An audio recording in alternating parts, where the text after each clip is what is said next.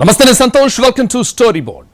విభజనతో నష్టపోయిన ఏపీని రాజకీయ నాయకులు మరింతగా దోపిడీ చేస్తున్నారు. రాష్ట్రానికి పూర్వ వైభవం రావాలని ప్రజలు కోరుకుంటుంటే నేతలు మాత్రం కలెక్షన్లలో బిజీగా ఉన్నారు. ఏపీలో ఎక్కడ చూసినా ఇసుక, మట్టి, మద్యం పేరుతో దోపిడీ జరుగుతోంది. ఇక్కడ ఆ పార్టీ ఈ పార్టీ అనే తేడా లేదు. అన్ని చోట్ల అధికార ప్రతిపక్షాలు ఏకమై వసూళ్లు పంచుకుంటున్నాయి. అదేమంటే ఎన్నికల్లో ఖర్చు చేసిన డబ్బు రాబట్టుకోవద్దా అని ఎదురు ప్రశ్నలు వేస్తున్నారు ఏపీ నేతలు. రాజకీయాలందు ఏపీ రాజకీయాలు వేరయ్యా అన్నట్టుంది పరిస్థితి. అన్ని రాష్ట్రాల్లోనూ నేతలు అంతో ఇంతో దోపిడీ చేయడం కామనే. కానీ ఏపీలో మాత్రం నేతల దోపిడీ వ్యవస్థీకృతంగా జరుగుతోంది. పార్టీ విభేదాలు కూడా పక్కన పెట్టి కలసి కట్టుగా దోచుకుంటున్నారు నేతలు. ఇసుక, మట్టి, మద్యం పేరేదైనా చేసేది మాత్రం దోపిడీనే. చీటికి మాటికి దెబ్బలాడుకునే నేతలు కలెక్షన్ల దగ్గరకు వచ్చేసరికి ఎక్కడా లేని సామరస్యం ప్రదర్శిస్తున్నారు. మూడో కంటికి తెలియకుండా గుట్టుగా దోపిడీ సొమ్ములో వాటాలు పంచుకుంటున్నారు. ఏపీలో పొలిటికల్ లీడర్ అంటే ఇసుక, మట్టి, మద్యం మాఫియాలో భాగం కావాల్సిందే అన్నంత దుర్మార్గంగా తయారైంది పరిస్థితి. అసలు వీటితో సంబంధం లేని నేత అంటూ ఎవరూ లేరేమో అన్నంతగా దోపిడీ జరుగుతోంది. సగం మంది ఎమ్మెల్యేలు, స్థానిక నేతలు ఇసుక దోపిడీ చేస్తున్నారు. మరో సగం మంది మట్టి దోపిడీలో బిజీగా ఉన్నారు. ఎవరి ఆదాయ మార్గాలు వారు చూసుకుని సెటిల్ అయ్యారు. ఇక మద్యం వ్యాపారం సంగతి చెప్పనక్కర్లేదు. అనుచరుల పేరుతో లిక్కర్ షాపులు తీసుకుని రోజుకింత అని కలెక్షన్స్ తీసుకుంటున్నారు. ఏదో ఓ సర్కారు హయాంలో మాత్రమే జరిగే తంతూ కాదు. ప్రభుత్వాలు మారినా, పార్టీలు వేరైనా నేతల తీరు మాత్రం ఒక్కటే. ఇలాంటి వ్యవహారాలు చంద్రబాబు ప్రోత్సహించినా, జగన్ ప్రోత్సహించినా తప్పే అవుతుంది. జగన్ హయాంలో ప్రభుత్వమే ఇసుక, లిక్కర్ వ్యాపారాలు చేసింది. ఇప్పుడు ఎమ్మెల్యేలు ఇసుక, లిక్కర్ వ్యాపారాలు చేస్తున్నారు. ఇక్కడ అన్ని పార్టీలు ఆతాను ముక్కలే. ఏ ఒక్కరూ దోపిడీకి అతీతులు కాదు. మద్యపాన నిషేధం డిమాండ్ పుట్టుకొచ్చిన రాష్ట్రంలో లిక్కర్ మాఫియా చెలరేగిపోతోంది. కొందరు నేతల రోజువారీ లిక్కర్ కలెక్షన్స్ చూస్తే వీటితో చిన్న స్థాయి ప్రాజెక్టులు పూర్తి చేయొచ్చంటే అతిశయోక్తి కానే కాదు. పైకి బీద అరుపులు అరిచే చాలామంది నేతలు రహస్యంగా భారీగా డబ్బులు వెనకేసుకుంటున్నారు. చాలామంది ఈ సంగతి సన్నిహితులకు కూడా తెలియకుండా జాగ్రత్త పడుతున్నారు. సాధారణంగా రాజకీయ నేతలకు అనుచరులు, సన్నిహితులు, ఆప్తులు ఉంటారు. కానీ ఏపీలో దోపిడీ పర్వం కారణంగా నేతలకు కొత్త రిలేషన్స్ పుట్టుకొచ్చాయి. అంతేకాదు, ఆ రిలేషనే ఇప్పుడు ప్రాణం కంటే ఎక్కువైపోయింది. అదే దోపిడీ పార్ట్నర్ రిలేషన్. ప్రతి ఏరియాలో అధికారపక్షం, ప్రతిపక్షానికి చెందిన నేతలతో కలిసి టీములు ఏర్పాటవుతున్నాయి. ఎక్కడా సమస్య రాకుండా ఎవరి కోఆపరేషన్ వారు చేస్తున్నారు.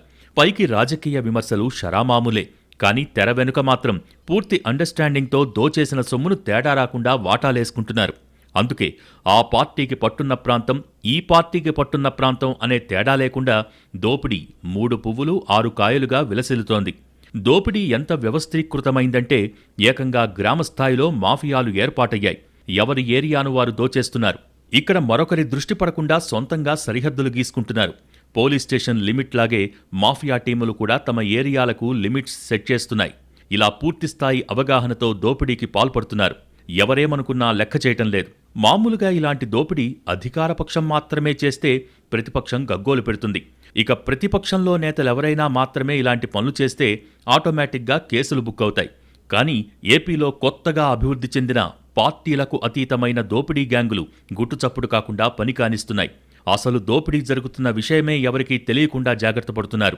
ఎవరికైనా తెలిసినా ఎవరు చేస్తున్నారో ఆ దేవుడు కూడా కనిపెట్టలేని విధంగా మాఫియా వేళ్లునుకుంది.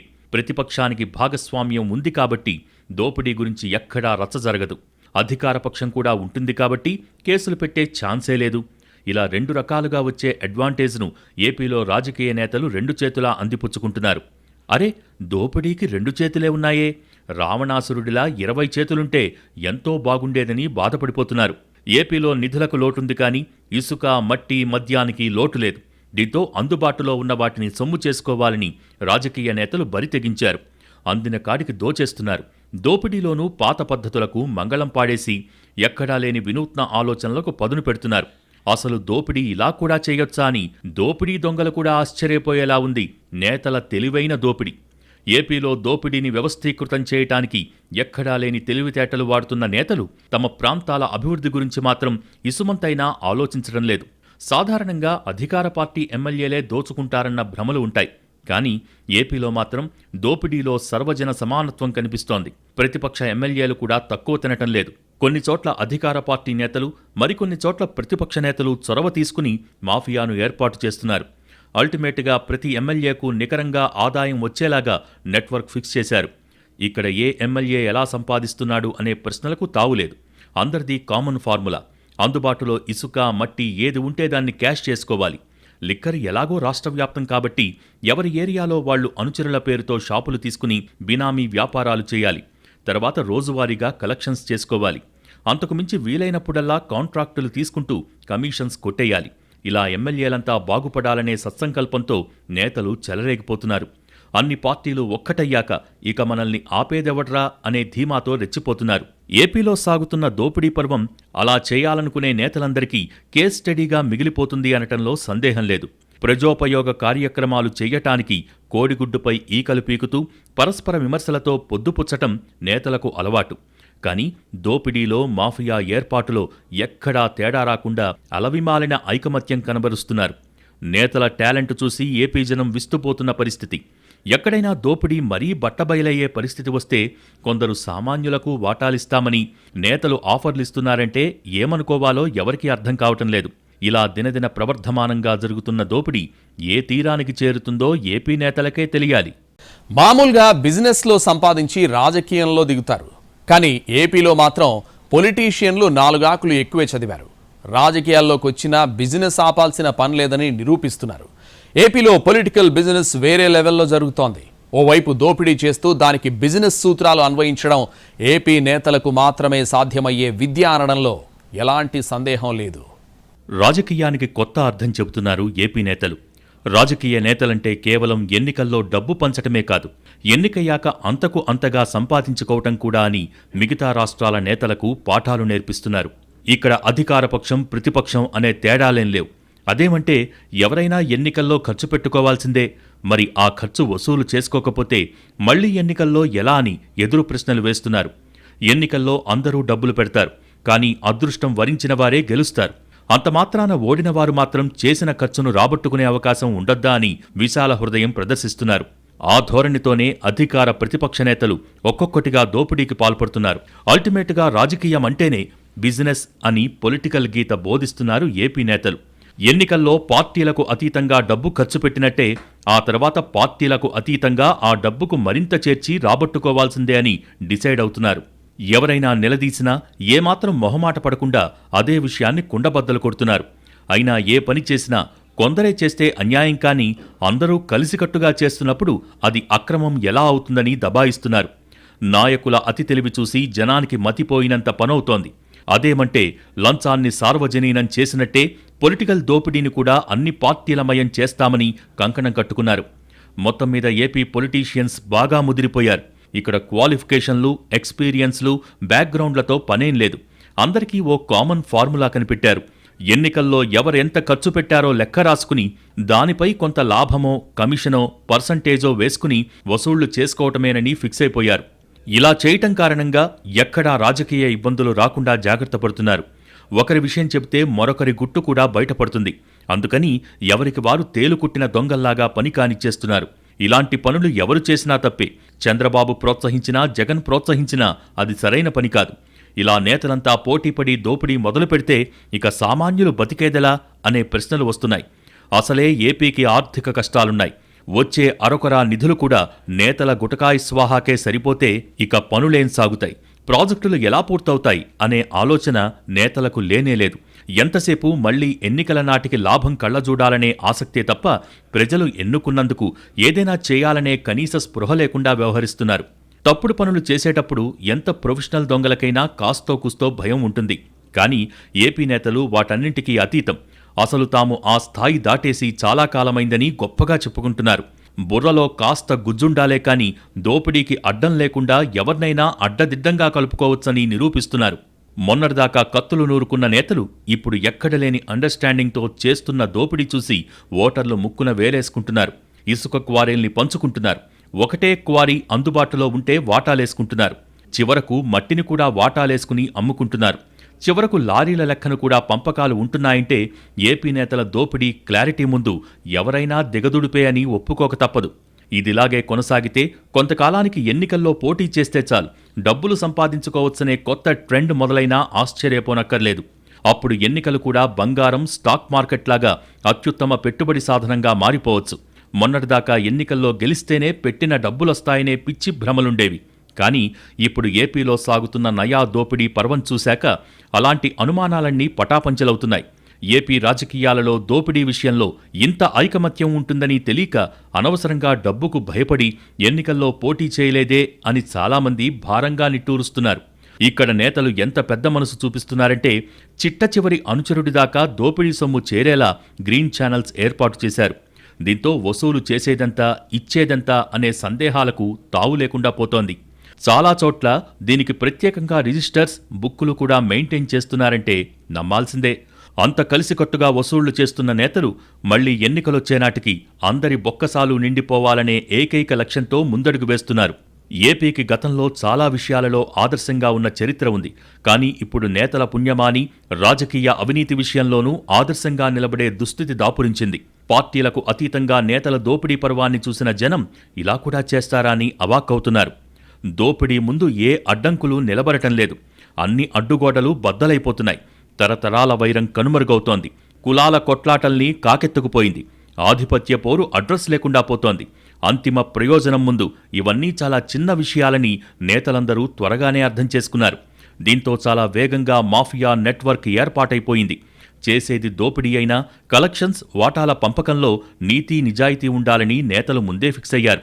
ఇలా అవినీతి సొమ్ము పంపకాల్లో నీతి చూపిస్తున్నామని కూడా గొప్పలకు పోతున్నారు. దమ్ముంటే తమ దోపిడీని బయటపెట్టాలని కూడా సవాళ్లు విసిరే స్థాయికి వచ్చారు. ఎవరు ఎక్కడ దోపిడీ చేశారో కూడా ఎవరూ చెప్పలేరని అతి విశ్వాసంతో కనిపిస్తున్నారు. ఎన్నికల్లో ఎంత డబ్బు పంచితే మాత్రం ఇంత దోపిడీ చేసి ఎలా గెలుస్తారనే ప్రశ్నలు అసలు వేయొద్దంటున్నారు. ఒకరు మాత్రమే దోపిడీ చేస్తే సమస్య, అందరూ దోపిడీదారులే అయినప్పుడు జనం మాత్రం చేసేదేముంది అని తలెగరేస్తున్నారు. రేపు కూడా ఎవరిని గెలిపించినా ఓడించినా ఇలాగే ఊరుమ్మడి దోపిడీ పర్వం రాష్ట్ర వ్యాప్తంగా కొనసాగుతుందని ముందే చెప్పేస్తున్నారు. అసలు ఎన్నికలకు ఇంకా భయపడటానికి మేమేమైనా అమాయకులమా అని ప్రశ్నిస్తున్నారు. ఎన్నికల్లో గెలుపోవటంలో ముఖ్యమేం కాదు. అందరూ డబ్బు పెడతారు, ఎవరో ఒకరు గెలుస్తారు. కానీ ఆ తర్వాత 5 ఏళ్ల పాటు డబ్బు పెట్టిన వారందరికీ సంపాదించుకునే అవకాశముంటుంది. ఇంతకు మించిన సర్వమానవ సమానత్వం ఇంకేముందని కొత్త ఫిలాసఫీలు చెబుతున్నారు. ఏపీలో అభివృద్ధి పెండింగ్ ఉంది. ఇప్పటికే మొదలైన కొన్ని ప్రాజెక్టులు సగంలో ఉన్నాయి. మరోవైపు ప్రజల్లో భారీ ఆశలు, ఆకాంక్షలున్నాయి. నిజంగా చిత్తశుద్ధితో పనిచేసినా వాటిని అందుకోవడం కష్టం. అలాంటిది నేతలంతా దోపిడీలో తలమునకలైతే ఇక జనం గురించి, రాష్ట్ర అభివృద్ధి గురించి ఆలోచించేది ఎవరనేది తేలాల్సిన అంశం. ఏపీ ఎన్ని సమస్యల్లో ఉందో తెలిసి కూడా నేతలు కనీస బాధ్యత లేకుండా స్వప్రయోజనాల కోసం పాకులాడుతున్నారు. జనం ఏమైపోయినా తమకు సంబంధం లేదన్నట్టుగా వ్యవహరిస్తున్నారు. ఈ పోకడలు ఇలాగే కొనసాగితే ఎన్నికల్లో ఖర్చుకు అంతూ పొంతూ ఉండకపోవచ్చు. ఆ తర్వాత దోపిడీ కూడా అన్లిమిటెడ్గా సాగొచ్చు. ఇప్పటికైనా నేతల తీరు మారకపోతే జనమే బుద్ధి చెప్పాలి. దోపిడీ చేయటానికి ఎన్నుకోలేదని నేతలకు అర్థమయ్యేలా చెప్పాలి. అధికారపక్షం, ప్రతిపక్షం ఎవరికీ బాధ్యత లేనప్పుడు వారికి తమ కర్తవ్యమేంటో బోధించాల్సిన బాధ్యతను ప్రజలే తీసుకోవాలి.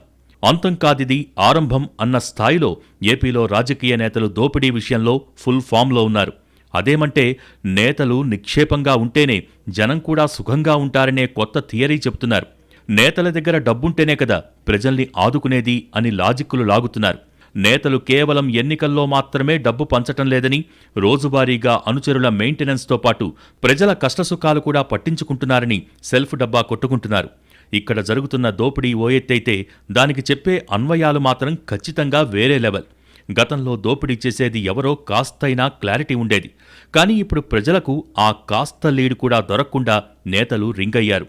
ఎవరేమనుకున్నా జాంతానై అంటున్నారు. స్వయం పోషణ తర్వాతే ప్రజాపాలన గురించి ఆలోచిస్తామని చెప్పేస్తున్నారు. ఎక్కడైనా అధికారపక్షం పట్టించుకోకపోతే ప్రతిపక్షాన్ని ఆశ్రయిస్తారు. విపక్షం తేడాగా ఉంటే ప్రత్యర్థుల దగ్గరకు వెళ్తారు. కానీ ఏపీలో అన్ని పార్టీలు ఆ తాను ముక్కలే కావటంతో ఎవరూ ఎవర్నీ ఏమీ అడిగే పరిస్థితి లేదు.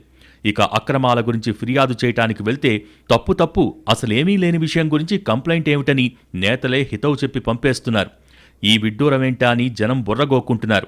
ఒకవైపు ఎక్కడలేని అన్యాయం జరుగుతున్నా అంతా న్యాయంగానే ఉందని నేతల దగ్గర చెప్పాల్సి రావటం తాము చేసుకున్న దౌర్భాగ్యమని ఆవేదన చెందుతున్నారు. ఈ స్థాయిలో వ్యవస్థీకృత దోపిడీ చేస్తూ అసలు ఏపీని నేతలు ఏం చేయదలుచుకున్నారు అనేది ఎవ్వరికీ అంతుచిక్కటం లేదు. ఈ పోకడలు ఇలాగే కొనసాగితే రేపేంటనే భయం ప్రజల్ని వెంటాడుతోంది.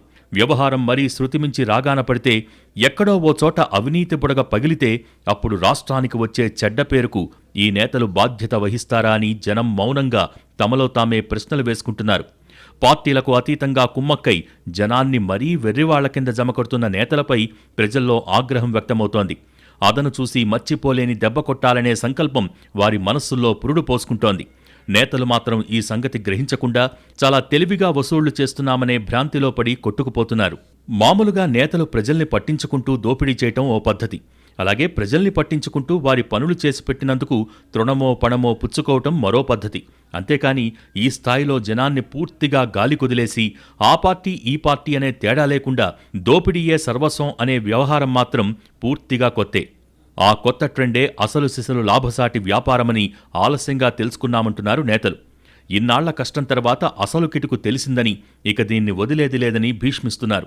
ఇంకేం చేస్తాం, అడ్జస్ట్ అవుదాం అనుకోవాలని ఎక్కడికక్కడ జనానికి హితోపదేశం చేస్తున్నారు. కానీ జనం ఎప్పటికీ అలా ఉండలేరని, ఎప్పుడోసారి కర్రు కాల్చి వాత పెడతారని తెలిసినా తెలియనట్టే నటిస్తున్నారు. గతంలో కొన్ని ప్రాంతాల్లో అవినీతి చెయ్యాలంటే అక్కడ పట్టున్న పార్టీకే సాధ్యమనే ఓ సాధారణ అంచనా ఉండేది. కానీ ఇప్పుడు ఎలాంటి అంచనాలకు అందని సరికొత్త దోపిడీ పర్వాన్ని ఏపీకి పరిచయం చేశారు అక్కడి నేతలు. అన్ని పార్టీల నేతలు ఒక్కటై వసూళ్లు మొదలుపెట్టాక ఇక ఏ పార్టీకి పట్టుంది, ఏ ప్రాంతంలో ఎవరు బలవంతులు అనే లెక్కలకు కాలం చెల్లినట్టే. గతంలో సిండికేట్ల గురించి వినటమే కాని అవి ఎలా ఏర్పాటవుతాయనే సంగతి చాలామంది జనానికి తెలియదు.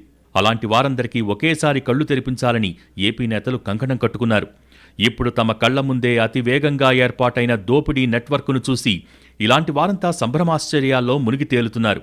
ఓ వ్యాపార సామ్రాజ్యం నిర్మించినంత శ్రద్ధగా, ఓ సంస్థను ఏర్పాటు చేసినంత జాగ్రత్తగా, ఓ కట్టడం నిర్మిస్తున్నంత పద్ధతిగా నేతలు మాఫియా నెట్వర్క్కు అంకురార్పణ చేయటమే కాదు, పూర్తి కూడా చేసేశారు. అంతేకాదు అది వెంటనే సక్సెస్ఫుల్గా ఆపరేషన్స్ కూడా మొదలుపెట్టింది. ఏపీ చరిత్రలోనే కాదు, మొత్తంగా దేశ రాజకీయ చరిత్రలోనే ఈ స్థాయిలో విజయవంతమైన నెట్వర్క్ మరొకటి లేదంటే నమ్మాల్సిందే. ఇంతగా దోపిడీలో బిజీగా ఉన్న ఏపీ నేతలు రాష్ట్రం గురించి పట్టించుకునే తీరిక ఎక్కడ ఉందని కూడా ఎదురు ప్రశ్నిస్తున్నారు. ఏపీకి ఆదాయం తగ్గినా తాము కష్టపడి బుర్రలు బద్దలు కొట్టుకుని మరీ అందుబాటులో ఉన్న వాటినే సొమ్ము చేసుకుంటున్నామని చెబుతున్నారు. అలాగే జనం కూడా కష్టాలున్నాయని, ఎవరో వస్తారని ఏదో చేస్తారని ఎదురు చూడకూడదని హితవు చెబుతున్నారు. ఎవరికి వారే సొంత బుర్రలు వాడి ఎవరి స్థాయికి తగ్గట్టుగా వారు వినూత్న ప్రణాళికలు వేసుకోవాలని క్లాసులు పీకుతున్నారు. అప్పట్లో యథారాజా తథా ప్రజ అన్నారు కదా, ఇప్పుడు యథానేత తథా ప్రజ అనే స్లోగన్ ఫాలో అయిపోవాలని ఐడియాలిస్తున్నారు. ఎంత జాగ్రత్తగా తరతమ భేదాలు లేకుండా కలిసికట్టుగా ఆదాయ మార్గాలు సృష్టించుకోవాలో, కలెక్షన్స్ ఎలా గొడవ పడకుండా పంచుకోవాలో కళ్లకు కట్టినట్టుగా చూపిస్తున్నాం కదా అని చనువుగా మందలిస్తున్నారు. ఇంతగా అరటిపండు ఒలిచి నోట్లో పెడుతున్నా అర్థం చేసుకోకపోతే అది మా తప్ప అంటున్నారు ఏపీ నేతాశ్రీలు. మరి నేతల అతి తెలివికి ప్రజలు ఎలాంటి రియాక్షన్ ఇస్తారనేది తేలాల్సి ఉంది. జనం కూడా కలిసికట్టుగా దోపిడీ గోడలు బద్దలు కొడతారో, లేకపోతే ఎన్నికలొచ్చినప్పుడే అన్ని పార్టీలకు గూబ గుయ్యమనిపిస్తారో చూడాల్సి ఉంది.